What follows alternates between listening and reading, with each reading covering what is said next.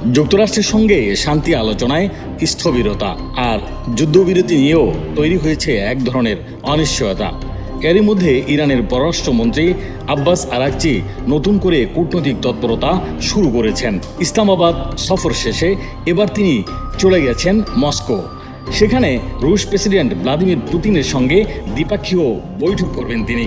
ক্রেমলিনের মুখপাত্র দিমিত্রি পেসকভও উচ্চ পর্যায়ের এই বৈঠকটির বিষয়ে নিশ্চিত করেছেন। আরাকচি বলেন, যুক্তরাষ্ট্র আদৌ আন্তরিকভাবে কূটনীতিতে আগ্রহী কিনা তা এখনও স্পষ্ট নয়।